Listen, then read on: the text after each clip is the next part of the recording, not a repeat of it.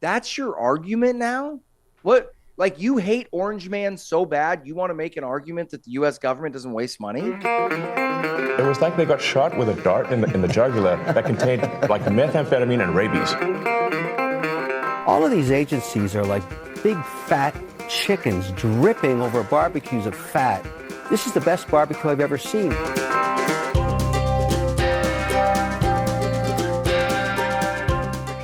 All right, Zach Abraham, week 2. I've got to start with this because I am fascinated with this topic. Is there gold in Fort Knox? Yes or no? I'd bet yes, but I and a lot of folks that I know, we were saying back in like the mid 90s, we wanted Fort Knox audited, right? And wanted the Federal Reserve audited. So to see these things actually happening, I think is wonderful. And I actually think that what they find is not of the utmost importance. Meaning it would be if they found that it wasn't there. And it wouldn't really surprise me though. Like meaning, oh, where's the gold? You're like 37 trillion in debt, dude. Like, okay, so 600 billion in gold, not going to make or break this scenario, right? So I'm a history buff, but I also love a good conspiracy, right? So in 1974 is the only time this has ever happened. And it was the same sort of like sentiment then about things are being hidden from us. We're not being told the truth. So they relent in 1974 and they let some journalists and some politicians into Fort Knox. So I pulled up this old story from the History Channel documenting it all. So let's just watch part of it. For years, depository officials were pressured to open the vault for civilian inspection. But Fort Knox continued to refuse to allow the public inside. Finally, in 1974, for the first and probably last time, a dozen congressmen and 100 journalists were invited inside. Among them was a young senator from Kentucky called Walter Huddleston. As one who has lived within just a few miles of this installation for a good many years, but who has never been inside the front gate, I can say that it is with a great deal of interest that those of us from the Congress have this opportunity to view the deposit here and to learn just what is inside the gold vault here at Fort Knox. It was the opportunity of a lifetime. Illinois Congressman Philip Crane, who'd helped initiate the audit, was also there. Congressman Crane, you suggested all this. Why? Well, I did because there were rampant rumors and members of Congress were receiving a great deal of mail based on the charge that significant portions of our gold reserves at Fort Knox were gone.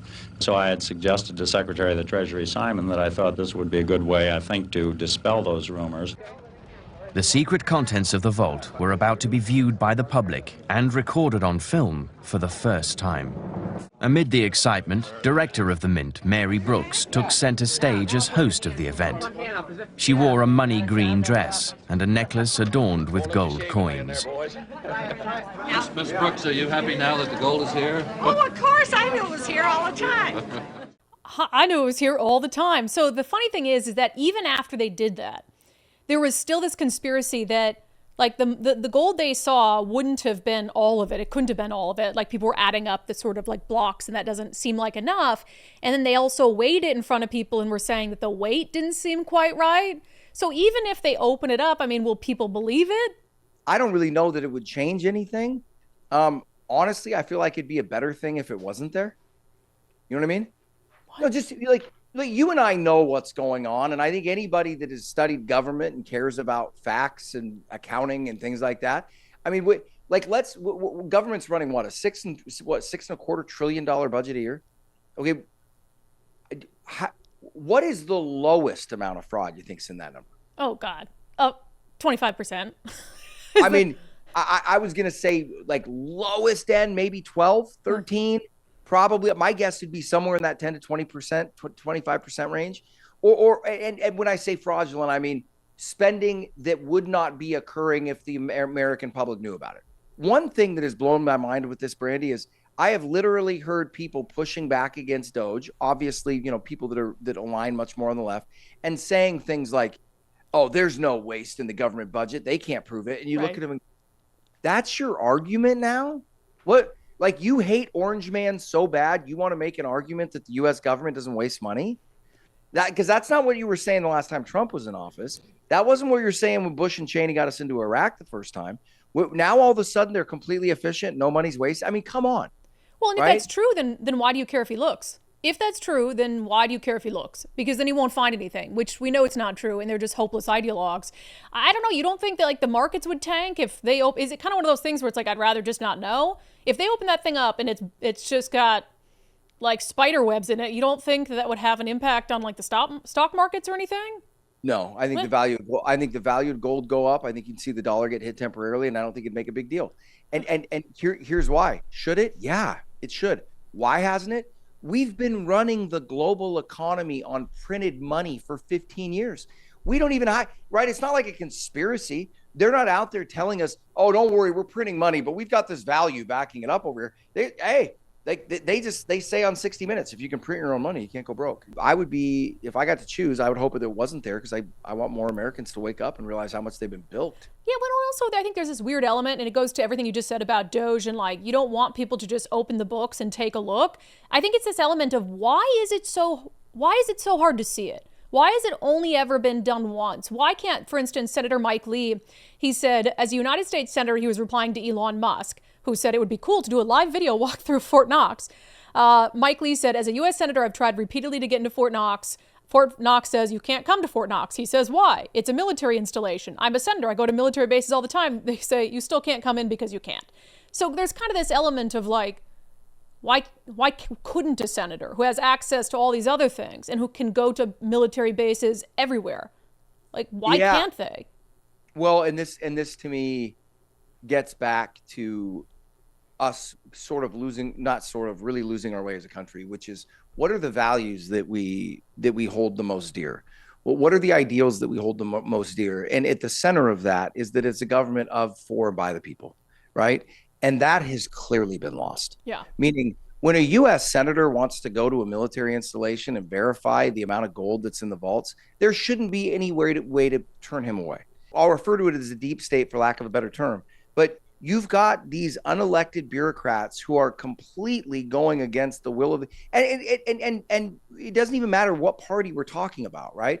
They are using our tax dollars to serve their own personal interests, or what they view should be U.S. interests, but do not correspond with the will of voters. The voters aren't even aware that money's getting spent on those things. And there's so much of this that comes down to a lack of fiduciary care, right? Like, meaning, as a government, as the Federal Reserve, as elected officials, you have a sworn oath, or you've taken a sworn oath, you've sworn an oath rather, to protect our best interests, to defend the Constitution, and nobody's doing it. Nobody's doing it. And again, there are offenders on both sides of the aisle. And the only way we ever get this sorted out is if the American people are aware of exactly, how deep it goes. And, I hopefully this is the process starting to learn to vet that out. 100%. All right, let's talk about the biggest DOGE catch of the week. I would say $4.7 trillion in Treasury payments that are untraceable. So DOGE looked into it, says that they're supposed to be categorized so you can trace where the Treasury payments went and for what. And there's 4.7 trillion of them that have no categorization whatsoever and thus are impossible to trace. When you're looking into fraud of any kind, there are always hallmarks, right? Always. And they're always pretty consistent. One of the most tried and true hallmarks of fraud is unnecessary complexity. If the number was $3.5 billion, you'd sit there and go, okay, that still makes me sick. But they're dealing with really large numbers. I get it. Guys, it wasn't very long ago. You probably only need to go back to 2016, where that amount of money is commensurate to an entire annual budget of the United States. The idea that money's gone and they don't know where it is, it's an absolute lie. Absolute lie.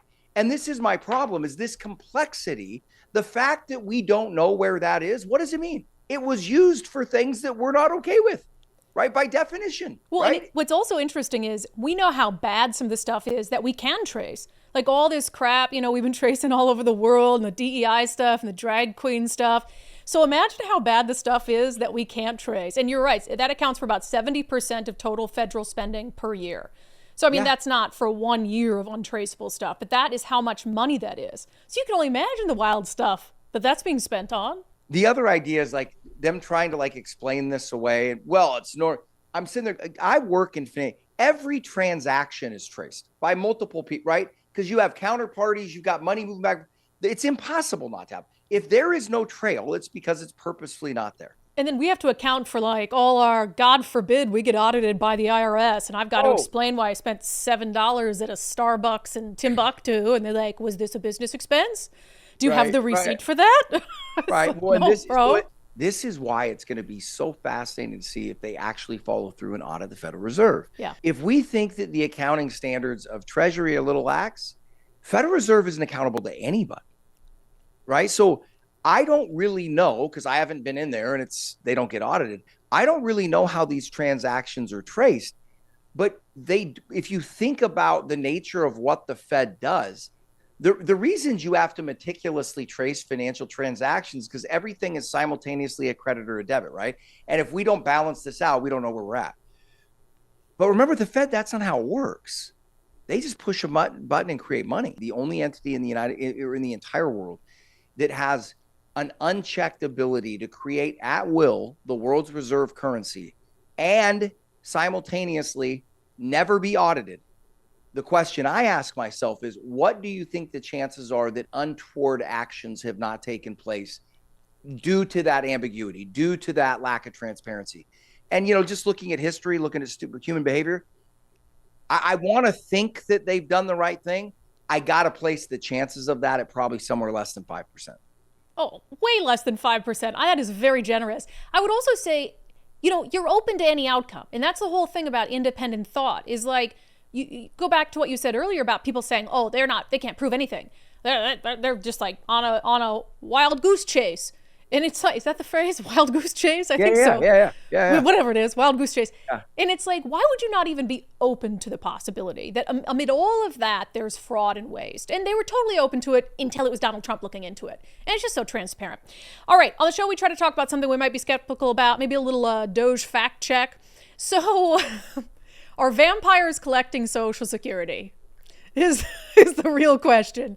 I like to say yes, just because I like to just imagine that they are. That there's some 300-year-old vampire who gets his little Social Security check and buys some vials of blood with it. Yeah, well, and he might have been playing into the system for a long time too, right? So it's only fair.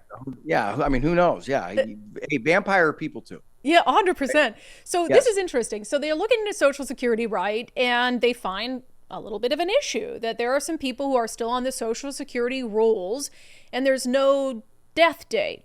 And when you do the math, some of them are quite old. Here's Donald Trump running it down for us. From 200 to 209 years old, 879 people. From 210 years old, I haven't met any of them.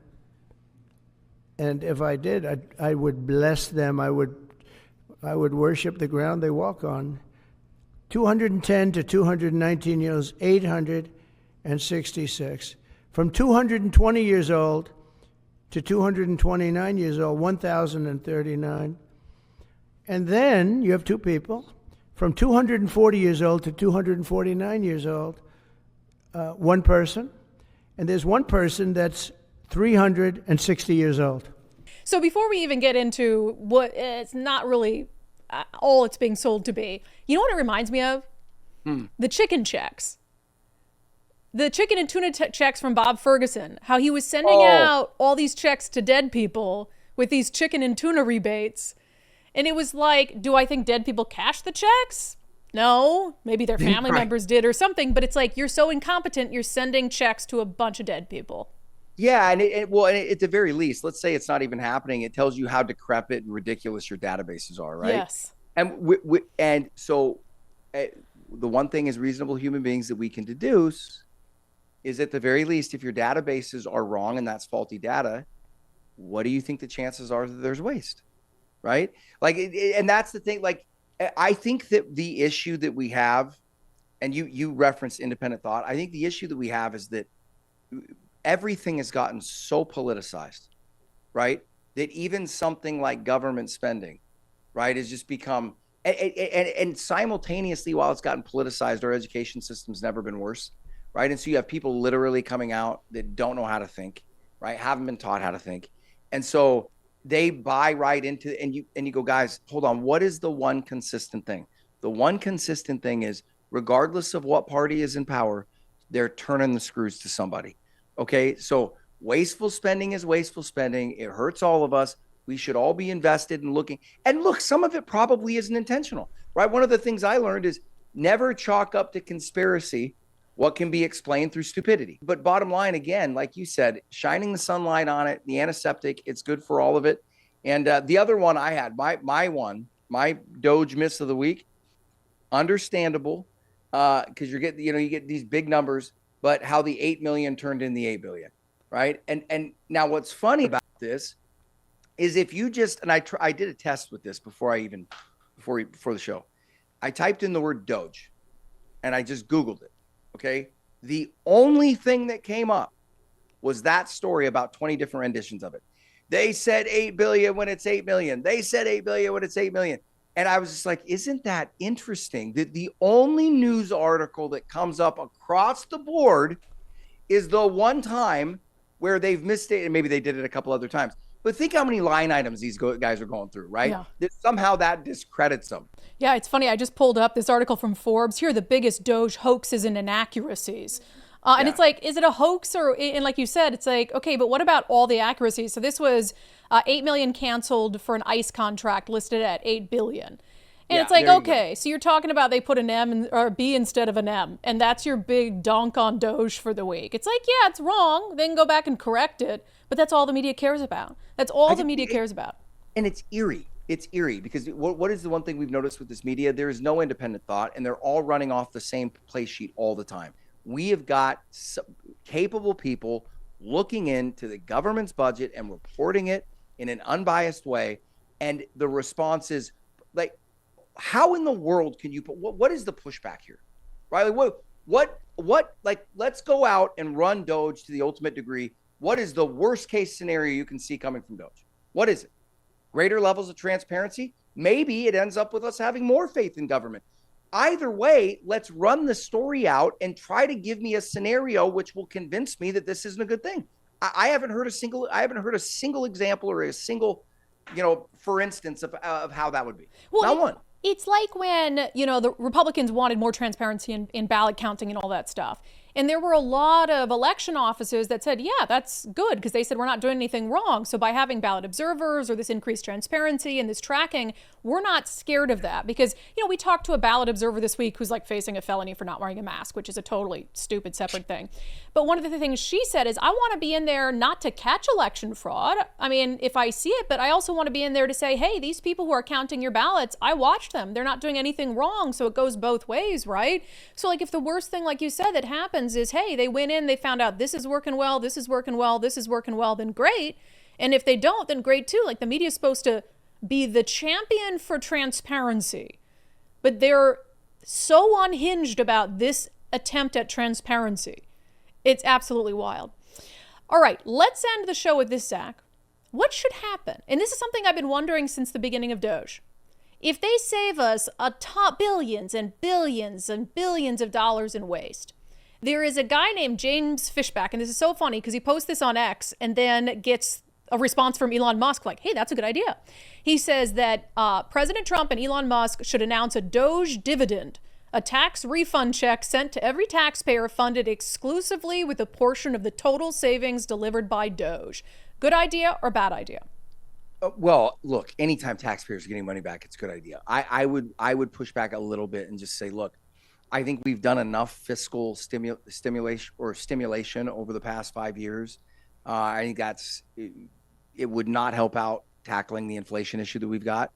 And furthermore, I think that we've got bigger issues to fry, meaning I think look, I'd love it. I'm all for, like I said, I'm all for getting tax money back.